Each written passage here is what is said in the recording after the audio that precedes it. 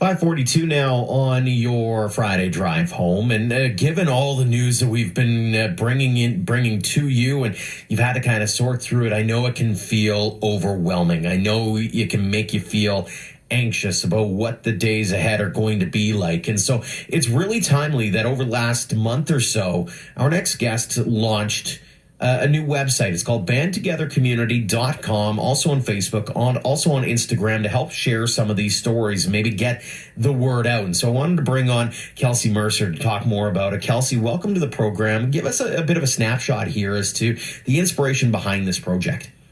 Yeah, thanks for having me. I appreciate it, Joe.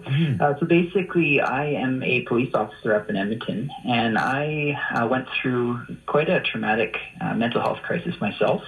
And through that period, I really just developed a sense of empathy for the community that's out there and the struggle that we're all facing when it comes to ensuring our own positive mental health. So when did you go ahead. Yeah, no, basically what my wife and I did from that time is we started to think to ourselves, how can we support the mental health community given my own struggle and what appears to be a bit of a lack of a community out there for people that really want to just better their mental health. So we developed the Band Together community. Primarily, we do use our website. It is a safe and supportive online mental health community.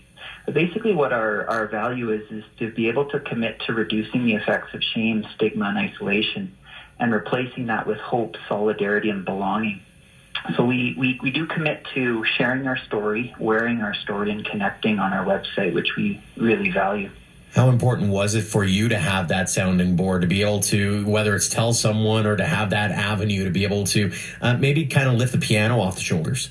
Oh, that was definitely the motivation for this whole project to start out with, was the freedom that I personally experienced when I shared my story, and knowing that, I had the support around me, whether it be family, community, friends, all of that, but that is not necessarily the case for everybody out there. They don't necessarily have the community established. We really just wanted to provide an outlet for people.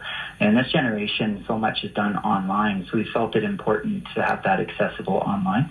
And beyond that is anonymous aspect of it as well. And so you don't necessarily need to attach your name to it, but you at least have that avenue to vent or whatever the case may be.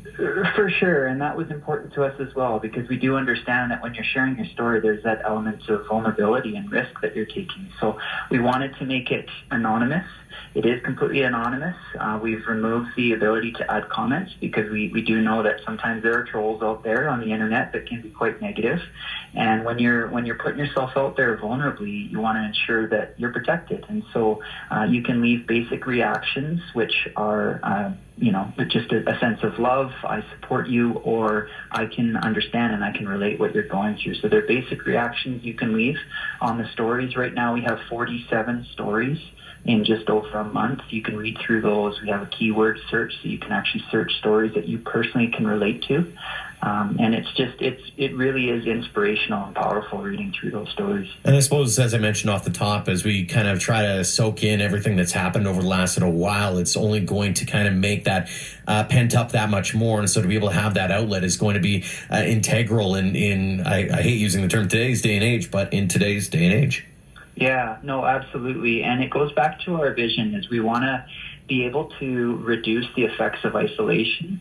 And sometimes when we're struggling with our own battle, we tend to think that we're the only ones that are dealing with it. And I think it's important to realize that, that struggle is legitimate, but there are other people that relate to your story, and there is comfort, there's solidarity, and there is inspiration and hope in knowing that you're not alone in your struggle. So that's really the impetus for starting this whole project. Where would you like it to go from here?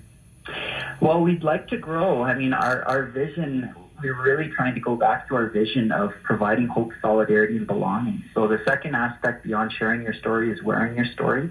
We have bracelets for people. Part of the proceeds for those bracelets go to support what we hope to do in the future, which is provide subsidized online counseling for people, because one of the major issues within the mental health community is how expensive counseling services can be. And then we really just want to make people feel connected. So however that looks into the future, we really want to do what we're doing now really well to support people, but we are really open to growth, whether that's having leaders and experts from particular communities.